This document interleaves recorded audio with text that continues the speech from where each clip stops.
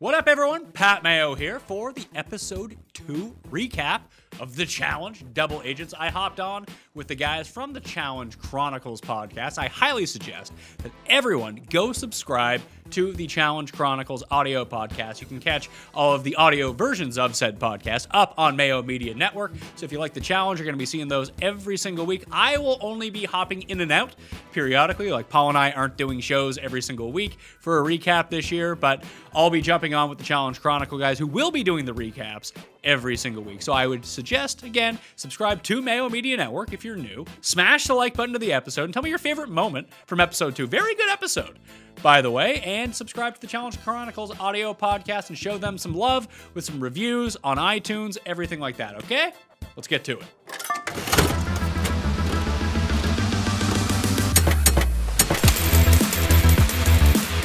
Welcome to the Challenge Chronicles. I'm Devin Jordan. We're here to talk about the Challenge Double Agents, episode 2, which aired last night. I'm with Trace Armstrong, Rob McIntyre, and Pat Mayo's with us today. Pat, how are you doing? I am doing well, fellas. Thank you for joining the Mayo Media Network. If people don't know, you go to YouTube and subscribe to Mayo Media Network. You like the episode and you subscribe to the Challenge Chronicles. It's all that easy. I had to jump on because it was a great episode. I want to talk about it. Yeah, after going to Spotify, I'm sure this is the next biggest news in the podcasting universe.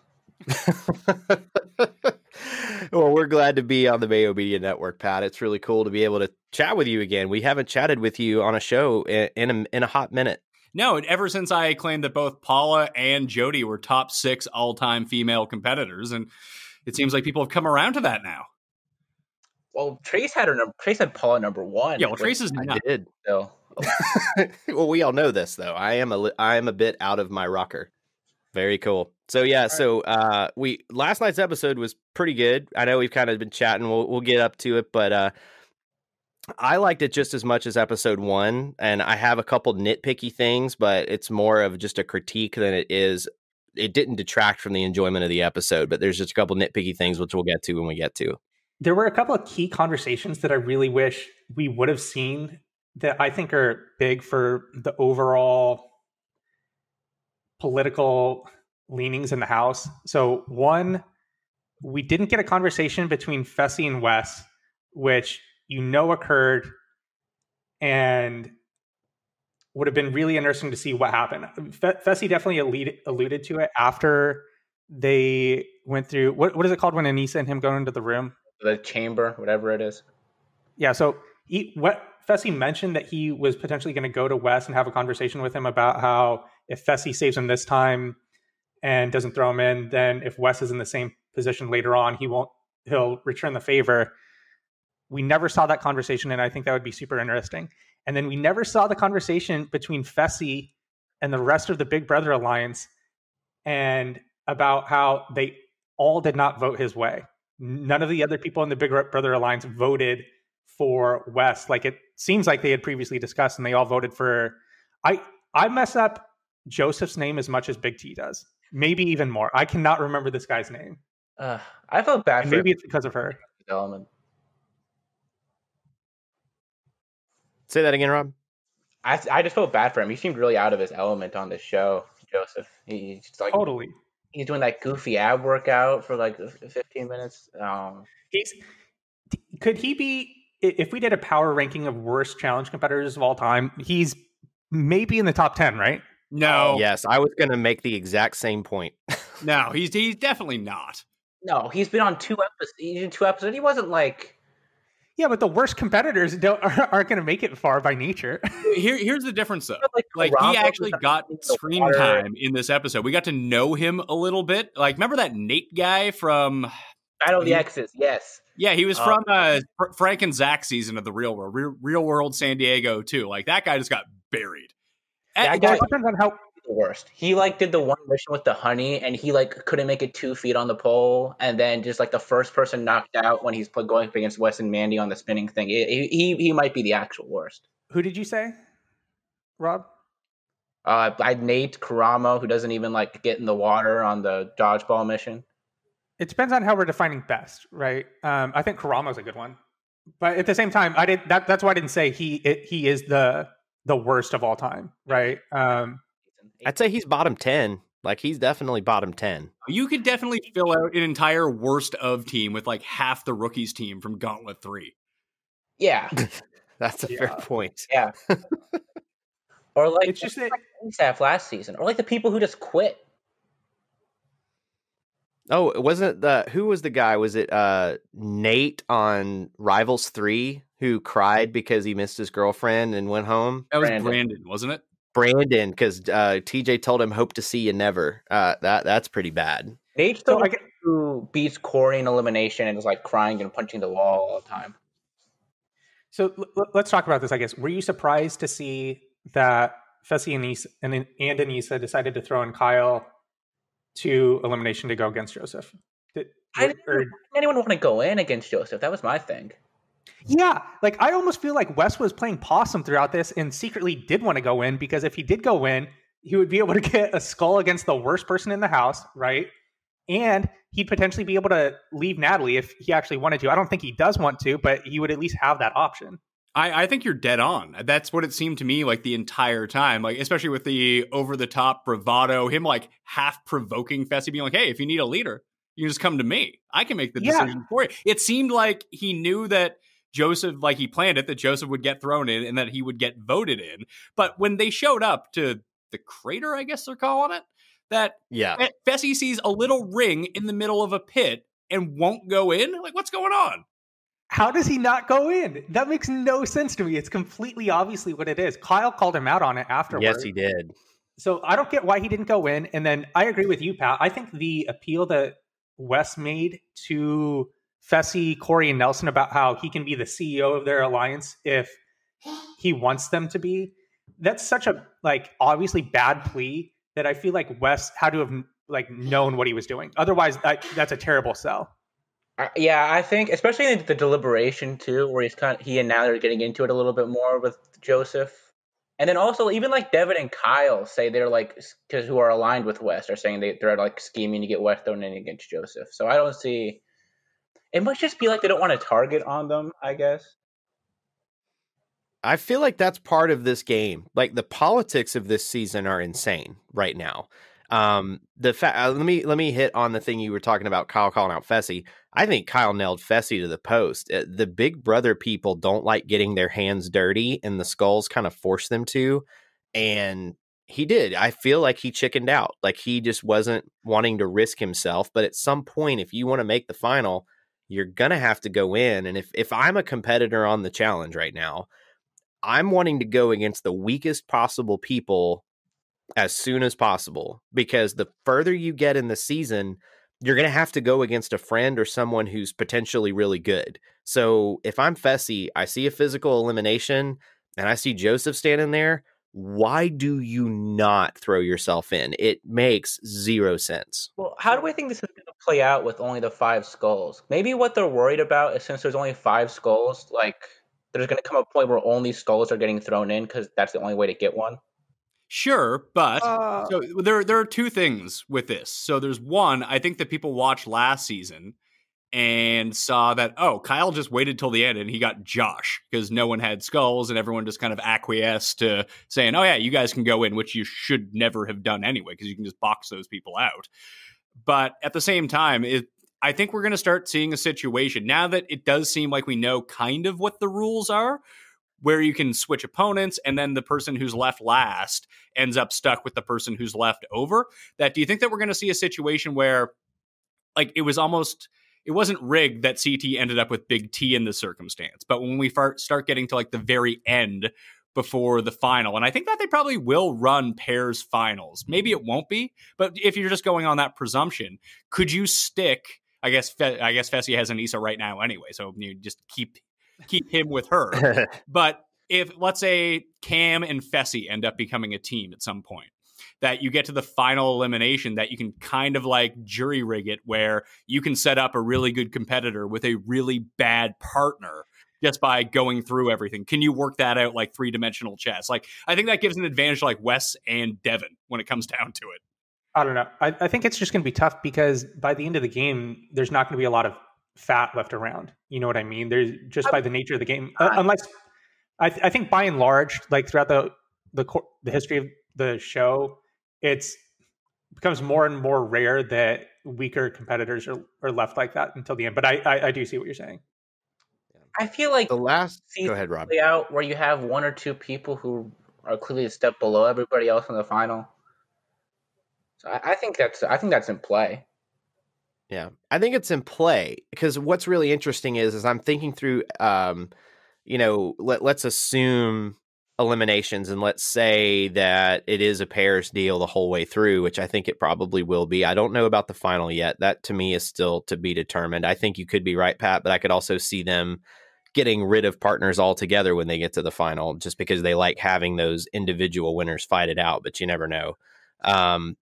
But the thing that kills me is it's going to be really hard to maneuver your way towards the end of the game because I think people watched Total Madness that are on the show and they realized that the moves they made were pretty poor and they can probably blame it just on the conditions of the bunker. Because from every interview I've heard, that bunker was miserable. And by the end, they had like an unspoken agreement to not fight with each other because they were all so miserable. There's no reason to make ourselves more miserable fighting.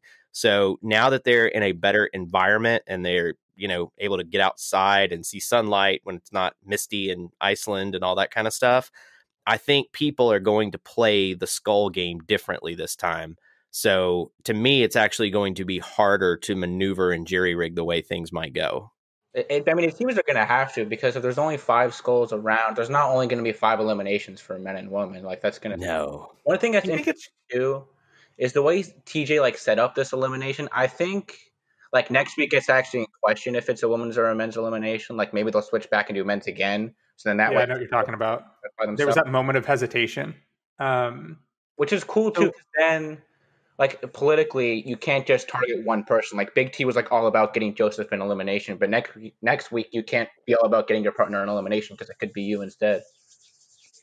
It could be conceivably possible that there are eliminations that happen where there isn't a skull up for play, right? Because I feel like my assumption at this point would be that whoever gets voted in the House, whether they have a skull or don't have a skull, could not have a skull, and then the double agents could potentially throw in someone that doesn't have a skull at the same time, or go in themselves. Do you think that's possible, or do you think that they will somehow enforce some sort of structure where someone with a skull is always in elimination after the first 5 are given out for each sex? I mean, that'd be hard. I think that what they would do is have another twist, and if it's 2 people without skulls that go in, the winner gets to steal a skull from somebody. That is totally a quote-unquote Bunham Murray challenge twist waiting to happen. I agree that's a very good idea. If I had to bet, that honestly might be the favorite of what I'd bet on. I'm not sure. I'd have to think about it, but I don't like that. Just thinking, I feel like you should it kind of sucks to just get your skull taken away like that, especially if you didn't do anything to. If that ends up being the case, and I don't think that we're totally locked into it's going to be a male or female elimination day. I think we might see a pairs elimination at some point, just to throw a twist back into it too, because everyone thinks they're playing one way, then you go another. But if you do get into a situation where you can steal someone's skull by winning an elimination, I would think that the person who gets their skull stolen is a lock. They automatically get to go in the next elimination to get it back if they want to. Mm-hmm. I don't know about automatically, but I think that's probably what ends up happening to some degree. Well, so if there's 5 skulls, if we have 5 eliminations, that means that there's going to be, after that, there's going to be 5 people with skulls and 5 people without it, assuming nobody gets DQ'd, right? So there's 30 people in the cast. Did you already do the math, so I don't have to do this? I mean, I did, but I also am often wrong. So yeah, there's 28 people left. Well, no, to start with, he's saying. Oh yeah, so there's 30 people. There's 10 skulls, so there's 10 eliminations theoretically. And then there'll be that gets us 10 and 10. Yeah. And how many episodes are there? 17.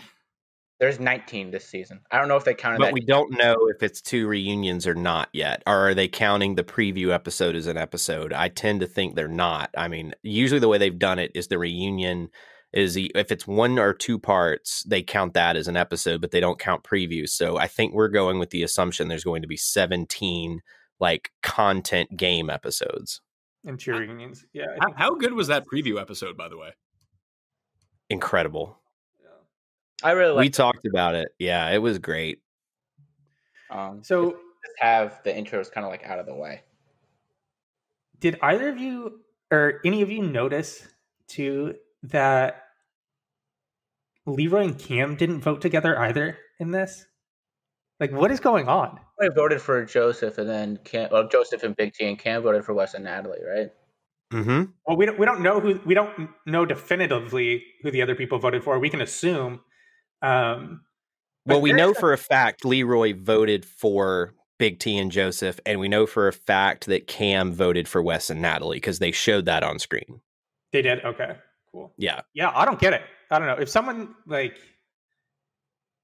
a lot of these, it's clear that we're missing a lot, right? And I wonder if the reason that we didn't see a conversation between Fessy and the rest of the Big Brother Alliance about who they voted for is because he just doesn't want to reveal quite yet that he knows that they didn't vote the way that they may have discussed. Yeah, I think he's going to talk with Wes and with the Big Brother people in the next episode. I think that's when he and Anise are going to like do their spiel. I don't think they would do it now. They seem like they wanted to keep their cards closer to their vest going into elimination.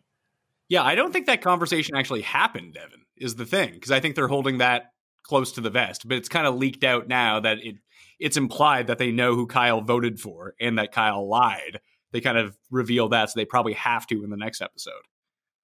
Yeah, it's weird that they kind of... I get that they edited that in with Kyle because they wanted to build up some sort of narrative around why he went into elimination.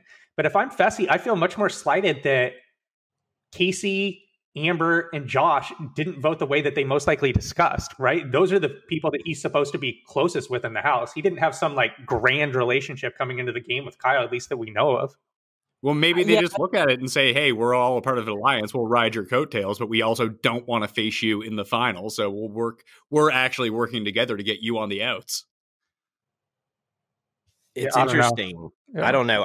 I'm with Devin. I think we're missing something because I can't tell for sure, but it feels like Fessy feels like he's the guy running the game. And there could have been some resentment from the fact that, hey, we let you win.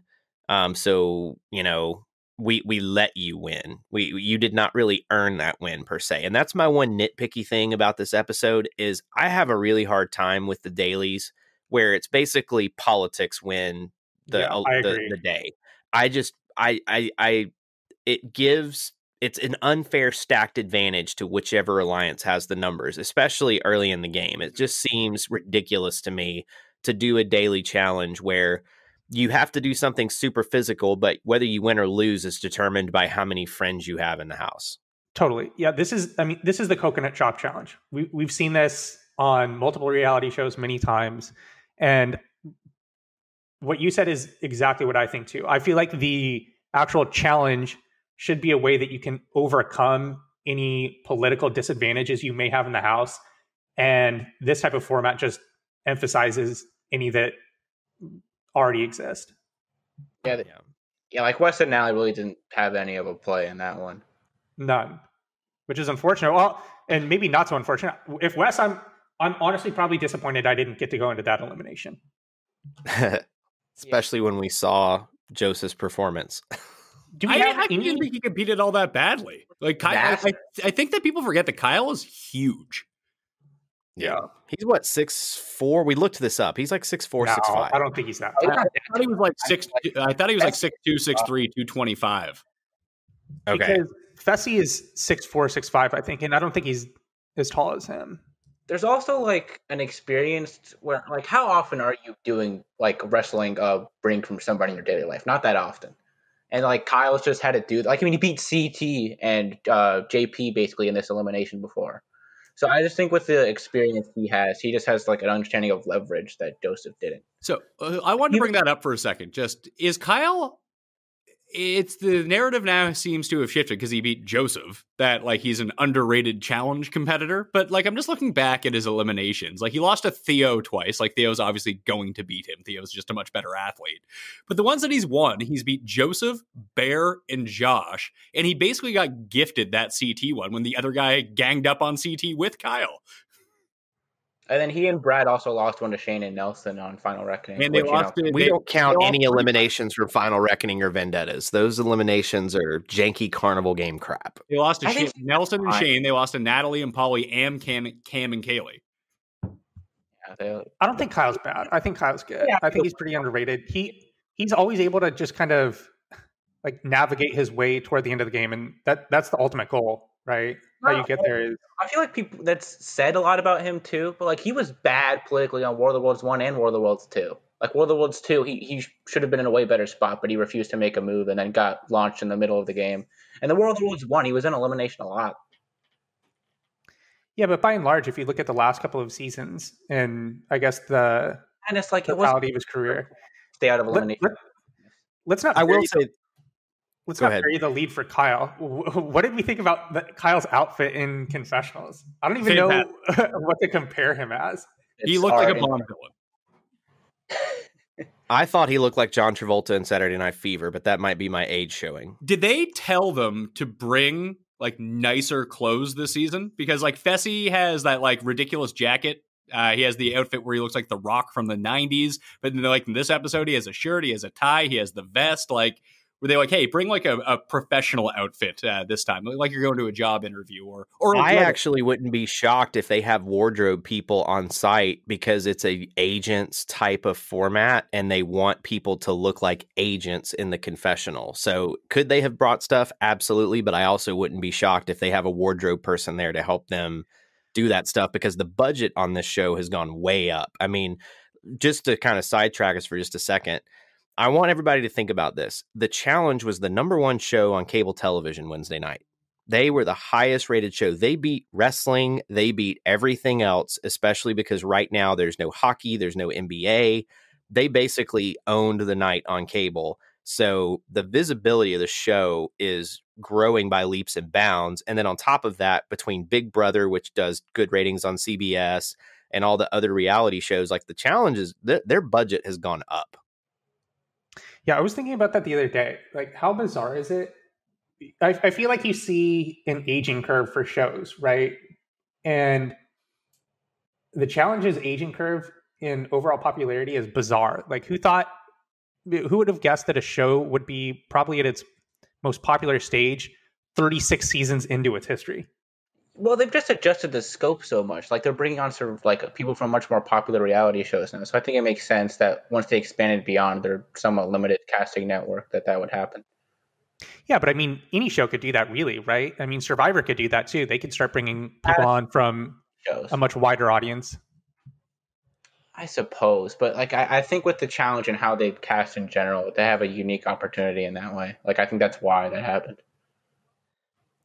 Well, I think it's interesting because I think that what you're going to see moving forward, I know we're getting really on a tangent now, but the fact that a Survivor $1 million winner is on the Challenge, would you have ever guessed that even 3 years ago that would ever happen?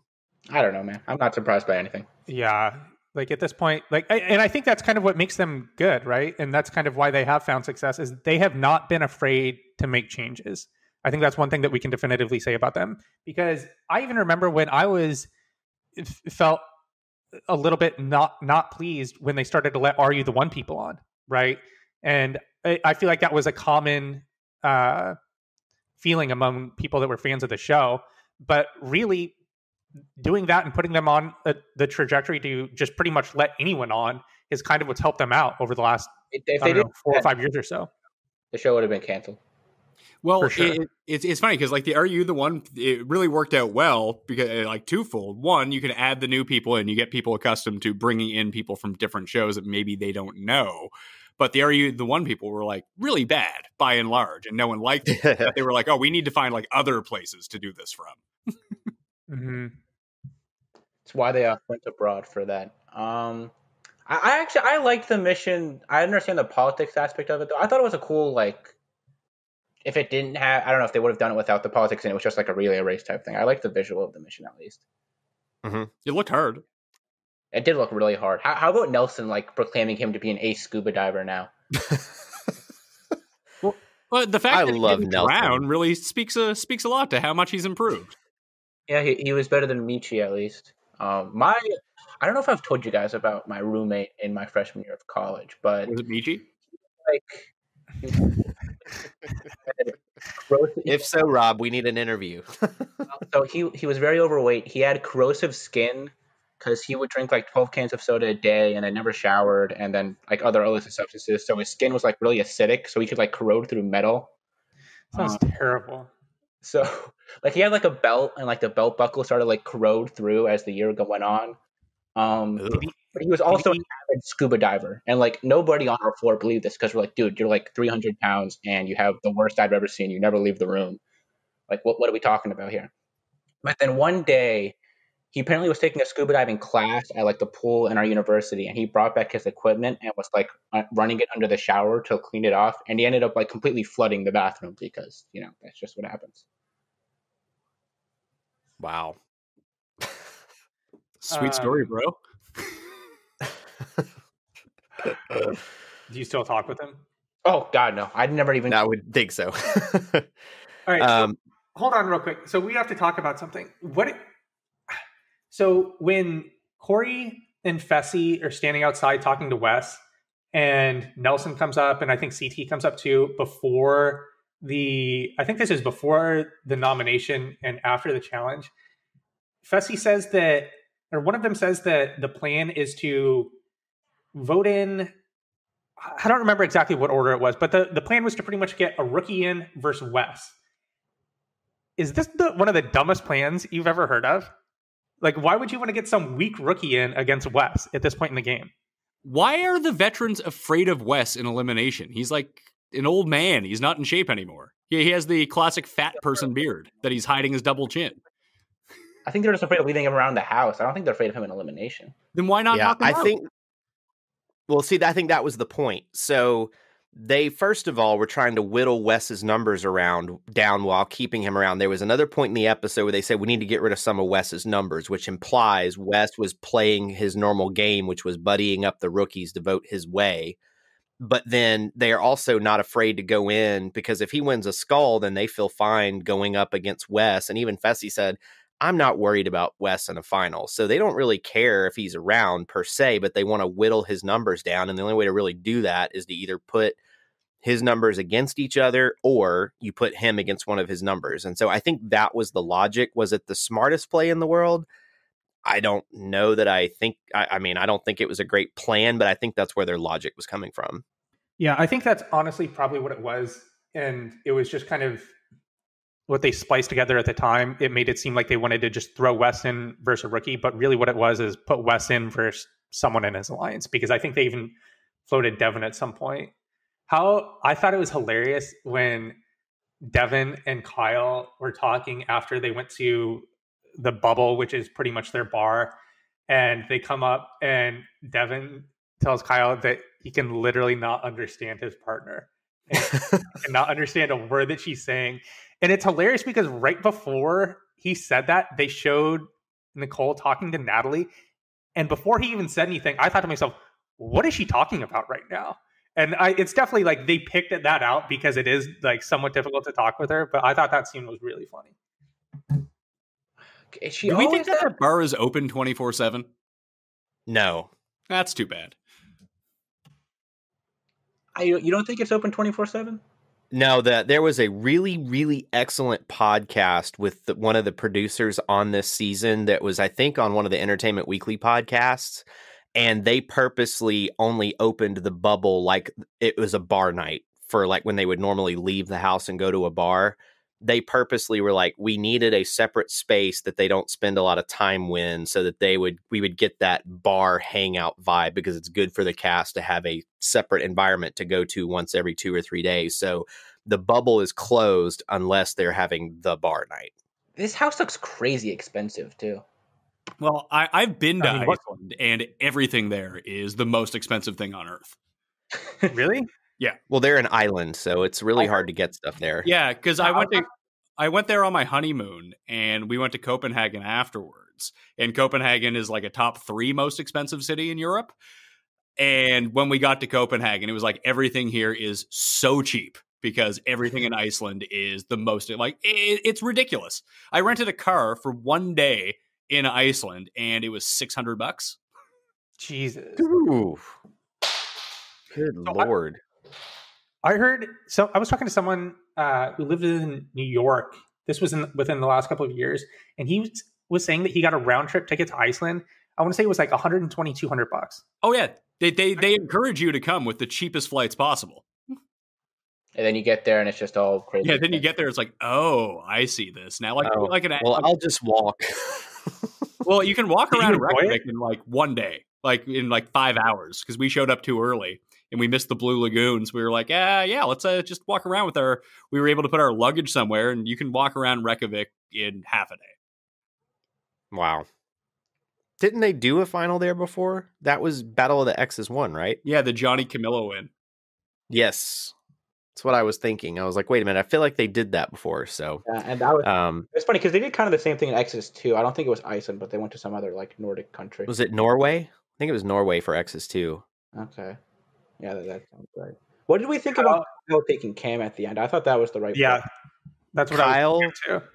I was going to eventually mention this, so now that it's up, Kyle probably played the best political game post his lie that anyone could have done, because he was able to take his partner Nani, who he is aligned with, even if they weren't partners, and was able to split his number, and he was able to split up part of the Big Brother alliance with Cam. And now, in order for them to get rid of Kyle with his skull, they have to risk throwing Cam in, which Cam is not going to want to have happen unless she's in control. So to me, it was the most brilliant play he could have made.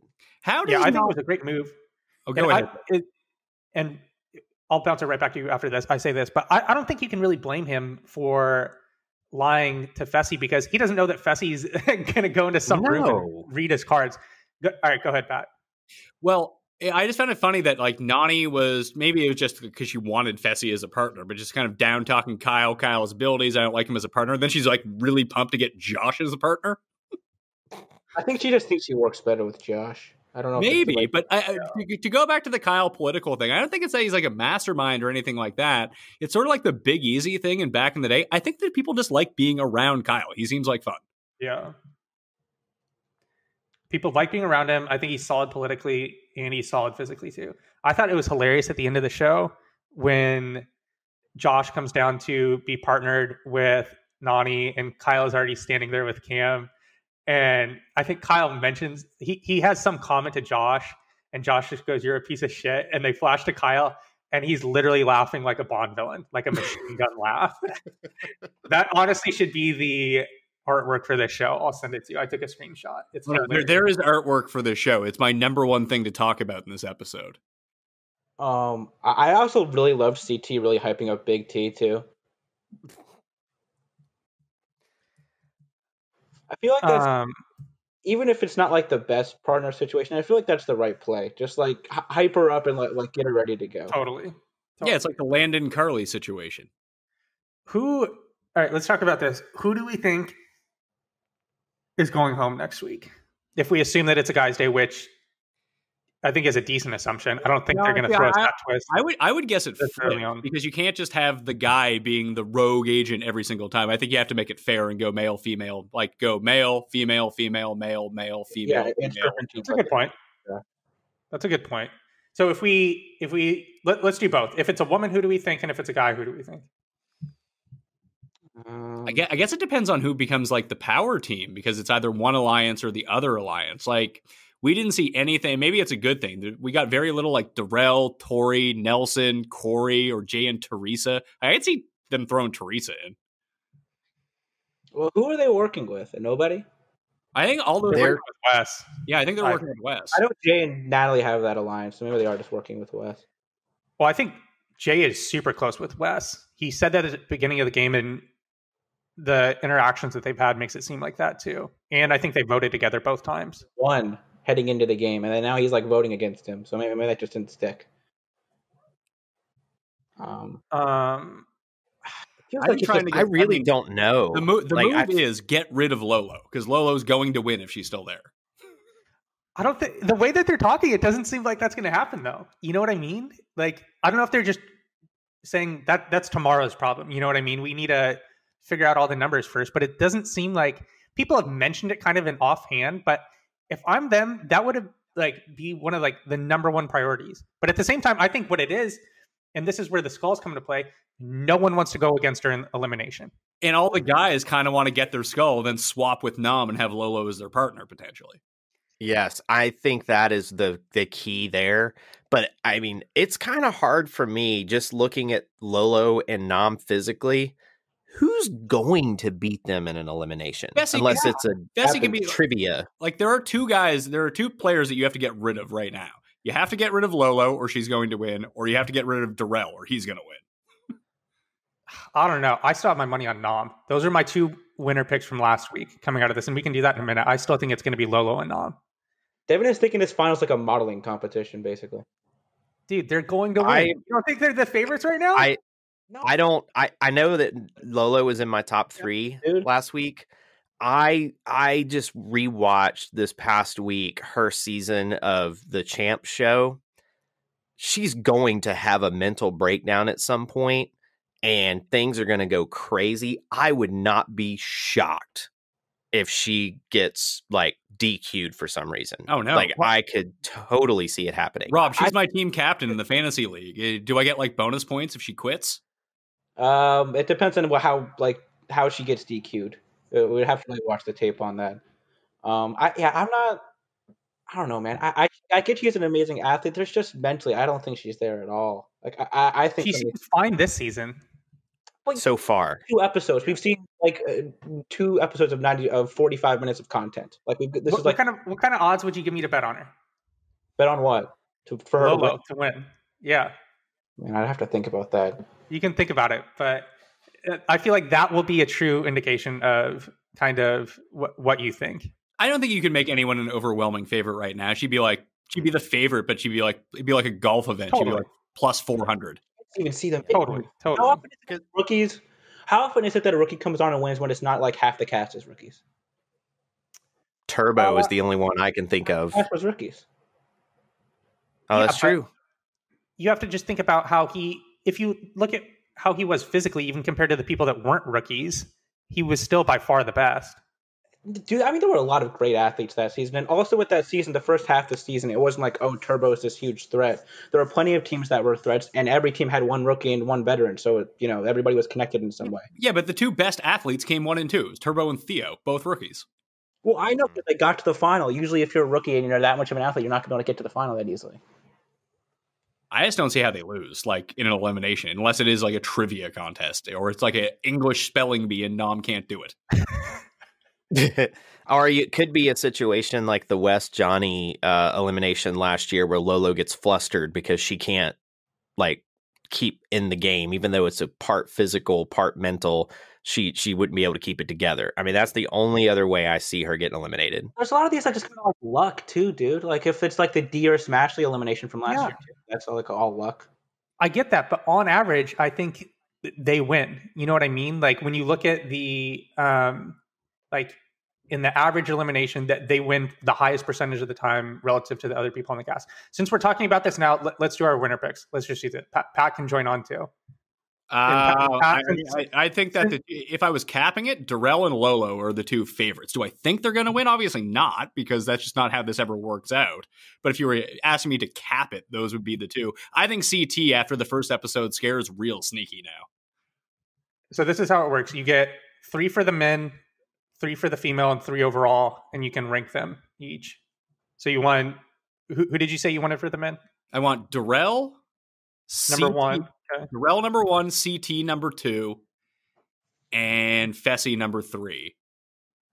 Which probably would. I think that's a good. You know what? I'll go Fessy number 2, CT number 3, and on the women's side, I'll go Lolo, Cam, and I want to say Tori, but it's not Tori. Tori's not going to do well this season. No, she's been basically invisible so far. Yeah, which is really strange to me. Let's go with, no idea. Casey. No, Casey's just solid. Good pick. And then overall, if you had to pick some combination of them, because Rob wanted to do this, I don't think it's a bad idea either. if you had to rank those 6, or you could pick someone outside of those 6, but I don't know how much sense that would make for your overall winner, who would you pick? Darrell. Okay. Darrell. And then who's 2? Darrell, then Fessy, then Lolo, then Cam. Okay. All right. Rob, you're up. All right, for woman, I'll go Cam 1, Natalie 2, massive gap, and then 3 is just like, You had Teresa last week. Forgot about Natalie. She's great. Yeah, Natalie, She is. She's really good. She seems to really, I know Rob's doing his picks, but like Natalie really seems to enjoy being on the challenge. Like she's really getting into the game, and I'm really excited to see how this plays out for her. I think she's stuck with Wes because she's like female Wes. Mm-hmm. So I would think I would go Cam 1 Natalie. I'm actually kind of closing in between Cam and Natalie. I was pretty confident in Cam last week, but I think Natalie's getting up there too. I'll just stick with 3, but I'm not confident in it at all. And for the guys? Then for the guys, I'll go Darrell 1, Leroy 2, CT 3.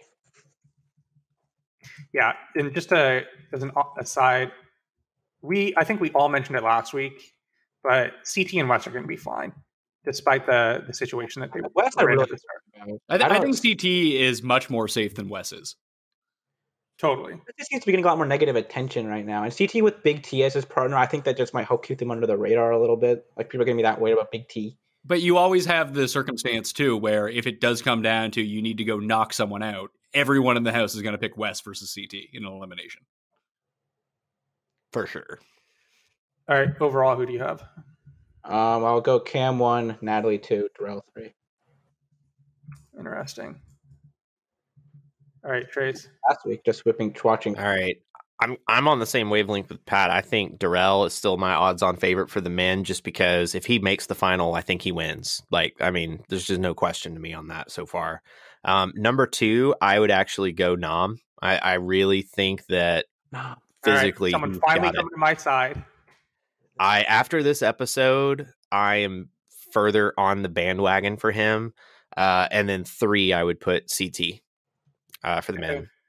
For the and women. then for the females, it's really hard right now. Like, if the challenge edited like Survivor, after 2 weeks, there's literally because Cam was easily the focus of episode 1, and she maybe got 2 to 3 minutes of screen time in this episode. Like, so it right now, from an edit standpoint, it's really hard to figure out what's going on with the female side. But if you put a gun to my head, I would probably say Natalie 1, Nani 2, Casey 3. 2. I don't know, man. She's gonna be really right for her. Did you say Nani? Yeah. Rob's picking Leroy. You're picking Nani. What's wrong with you? You're like the guys that I follow every week that bet the same losers in golf who don't win every week. Nani is one of those sneaky players that somehow finds a way to get towards the end and lose right before the final or make the final. That's kind of her motif. It's very rare that she goes out early. I think the only exception to that was Exes 2, but then because of the twist, she came back. I think politically she knows what's up. And with the Big Brother alliance, now that she's attached to that, and she's still kind of attached to Kyle and stuff like that, I think Nani for the females is probably sitting really good politically as the team stand right now. So that's why she's my number 2. I think she makes the final, no problem. She has 0% chance to win. No, it depends on who she's there against, though. Yeah, I don't think it matters. This little cat is good, dude. Who is she beating right now? Rob, you're the one every week that says anyone can win in a final. Yeah, that's why I'm just like, it doesn't really matter. I mean, she's not going to beat. Let me put it this way: she will not beat Lolo if Lolo is in the final. Is Rob's argument that like, Lolo might have a stroke during the final, and that's his argument. His argument is his argument. Anyone can win in a final. No, that is not my argument. My argument is these finals suck. They're like 10 minutes long. No. All right. Overall, who do you have? Overall, I feel the most confident about probably just the male side. So just repeat the male side. Darrell, Nam, and then CT. Because the females, I feel like it's too difficult. Because the one thing that keeps me away from Lolo, Wes planted this, the editors planted the seed in episode 1 where Wes said, people are sleeping on Lolo and they have no idea what she is capable of emotionally and in the game. So it's like, I feel like they're planting some little seeds for what's coming. I just have a tough time seeing that, like, seeing her hang around the whole time. Give me some odds then, Rob. Let's go. Yeah, Rob, Let's go. Just to win, like I would have to. I just have to. I'll crunch some numbers and get back to you. I'm no definitely. one is actually making this bet with you, Rob. Just fucking say something. Yeah, what other bets do we have running right now? All right, mine's going to be pretty much unchanged. There's going to be a slight change on the men's side. So I'm going to go Nam and then Darrell 2. So that's the change. I'm going to bring up Darrell from 3 to 2. So Nam, Darrell, Fessy. And then I'm going to go for the women. I'm going to go Lolo, Casey, and Cam, which I don't know. I just don't know who else to put 3 for the. I almost should put Natalie, to be honest. Because I don't think, I'm going to put Natalie at 3. I don't think Cam's going to win. This women's side is stacked because not one of us mentioned like Nicole, who if she gets to a final, if she doesn't like break her ankle like last time, then the puzzles. She could. Puzzles. Yeah, but maybe she downloaded an app. She's good to go now. Well, she has Devin still in the final. I think that actually probably helps. But if she's with like a Corey type again, and they're counting the triangles on the sign.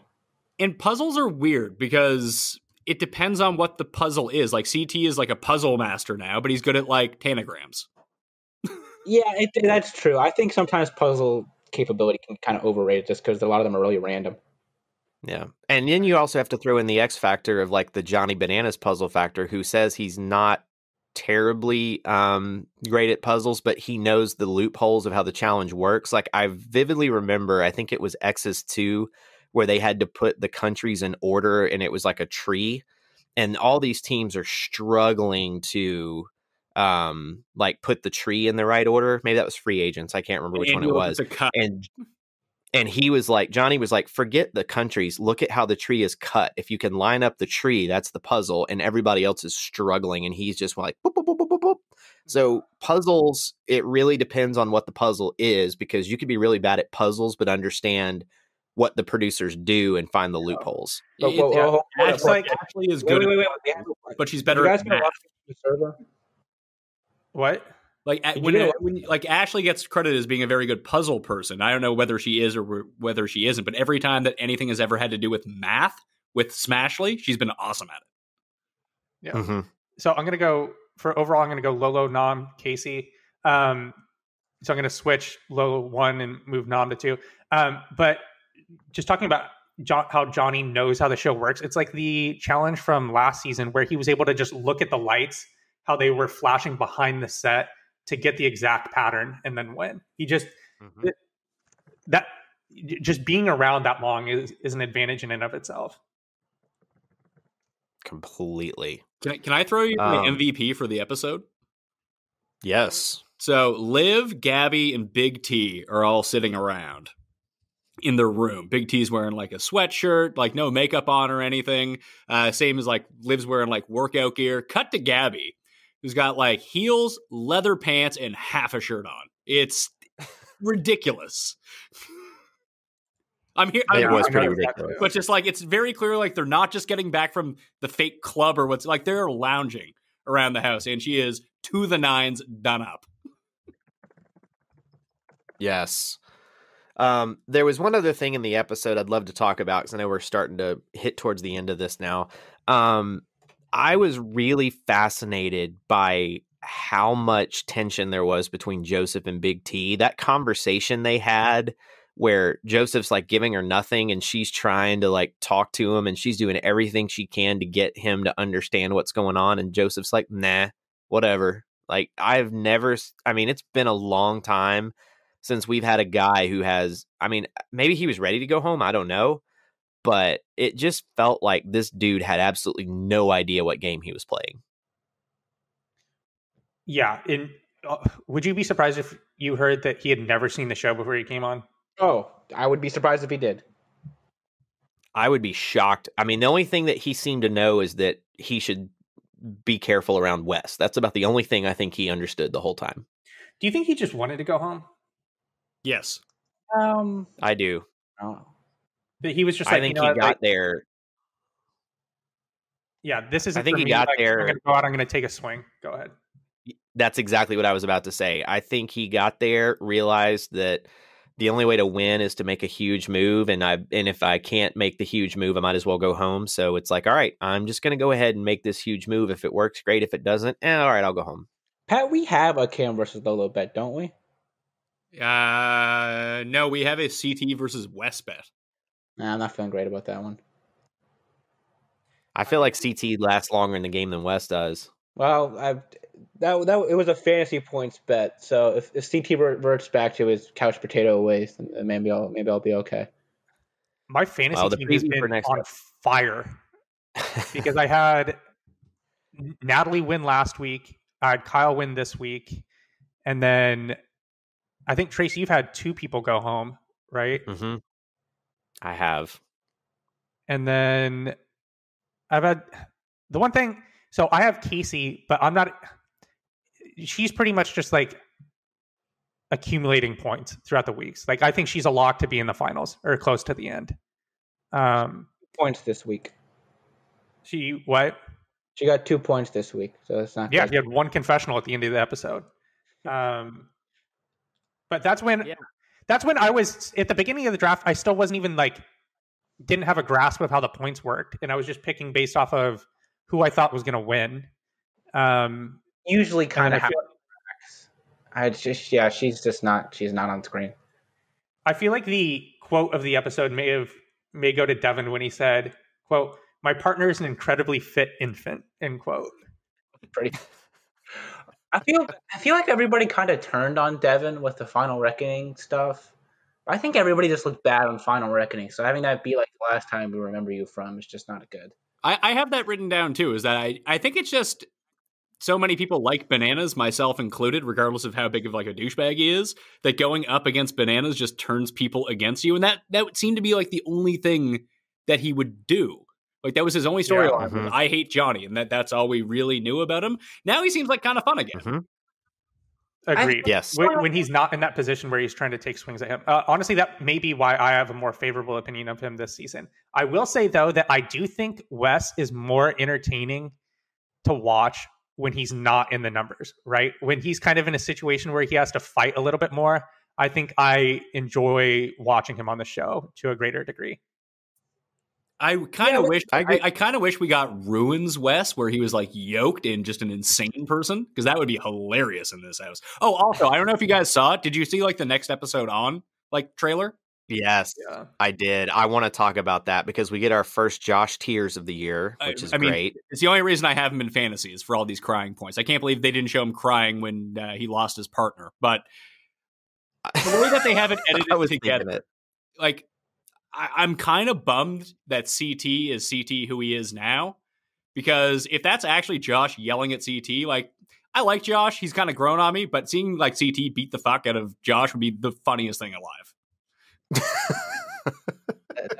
I don't disagree. I feel like that's going to be a pretty huge fight. I think the other thing that's becoming apparent on this season, especially after Fessy feeling like, oh, all the people in my alliance did not vote the way they were supposed to when they saw that screen flash up.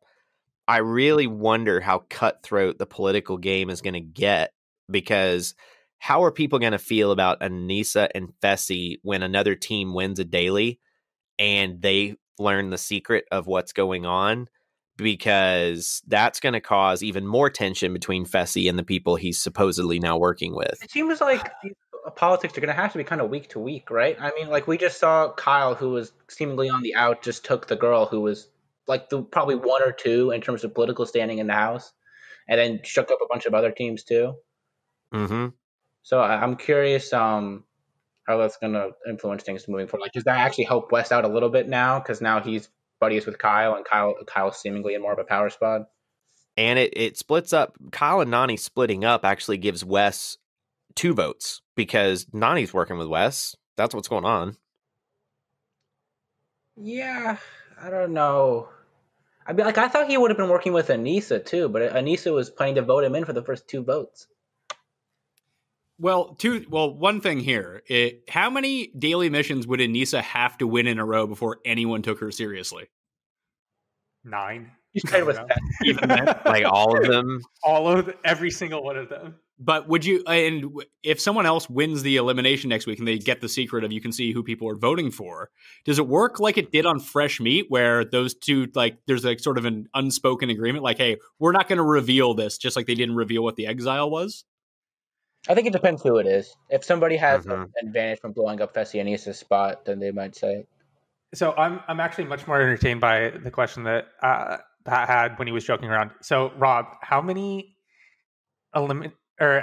challenges and finals would Anissa have to win in a row for you to think that she is the best female challenge competitor of all time? So like if she won this season, let's say she wins. If she won this season, next season, and the season after that, she won 3 in a row. How many would she have to win for you to think she's the best ever?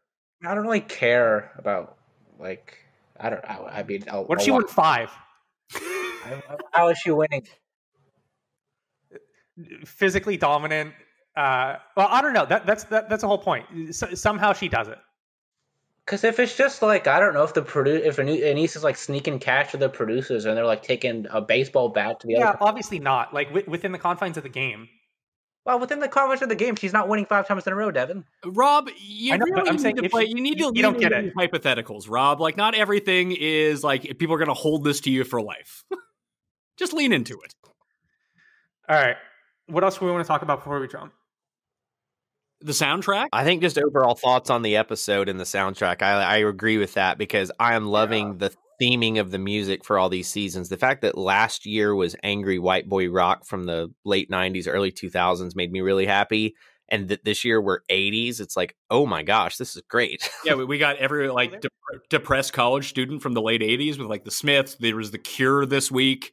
But that's very problematic for rebroadcasting with all of these like high priced licensing. Like, it'll be really funny to watch the season a year from now online, and absolutely none of this music is in it. Like, to see what they put in its place. It causes a lot of issues with that. Like, that's the issue going back and rewatching like World of Worlds 1 or World of Worlds 2 now, is a lot of the songs they don't have rights to. So they don't even have the seasons available in a lot of places. But if they do, you can actually tell a lot of scenes are re-edited completely. Mm-hmm. Yeah, it's part of the reason why this year I'm going to rip stuff off of my DVR so that I have the aired versions for sure instead of whatever else I pull from the internet. If you buy it off iTunes, do you think it stays the same? No, because the broadcasting rights only include a limited amount of digital rights. So the digital rights would expire, and they might be completely different at the same time. Maybe if you bought them like right now, but I bet that would change once it's off broadcast. Well, you'd have to get like a hard copy of it, and then there's nothing that they could do. But yeah, I see what you're saying. All right, cool. Well, overall thoughts. I thought it was a good episode. I think the season's off to a good start. Yeah, I was very happy with this episode. I liked it a lot. Yeah, I'm with you. I think so far they're setting up to be a really good season, and the fact that the politics are going to have to change week to week, and there's going to be some kind of shuffling of the deck of teams every week, I think it provides an X factor that's going to create entertaining television. So, and the fact that they're not in a bunker, I think really helps that political and potential for conflict to be greater. So, so far, I am very optimistic that this is going to be a really solid overall season. This is going to be a season 2 where, like, if you missed like 2 or 3 episodes, you're going to come back and be like, all right, what has happened? This is like unrecognizable. Yeah. Completely. All right. Well, Pat, thanks for jumping on. Thanks for everything with the Mayo Media Network. We appreciate it. If you want to reach out to us I think we do have one listener email, but we'll get to that next time. If you want to reach out to us with any listener email questions, you can reach us at thechallengechronicles@gmail.com. We'll link to it in the description below. I guess we should plug the t-shirt store since it's Christmas, and I guess we have a lot more listeners and viewers than we did last time. You can go to bigdubdiesel.com, dub with 2 B's, and get some Challenge Chronicles paraphernalia. And What else do we have to plug? Paraphernalia, not merchandise. We can call it whatever we want. Yeah. The other thing is we still have the contest going. If you leave us a 5-star review on iTunes through the end of the year, and we're retro dating this, so if you've ever left us a 5-star review, you are entered in a drawing for a T-shirt, which we'll do in January. And then other than that, Pat, you got anything to plug for your stuff? No, I do stuff. Mayo Media Network, check it out. New stuff every day. Yeah, and I will say for all of the people that have left us reviews, it has helped quite a bit. Since that happened, we've actually gone up, I would say, significantly within the iTunes rankings. So it seems like for whatever reason, that's one of like the sole metrics that iTunes search algorithm works off of, whereas Spotify somehow we're top 2 or 3. And I think it's probably just because of the listen through rate. But regardless, thank you for leaving those comments. We really appreciate it. It helps other people find the show. So, all right. Pat, thank you again for joining. And we'll talk to everyone again next week with episode 3 of Challenge Double Agents.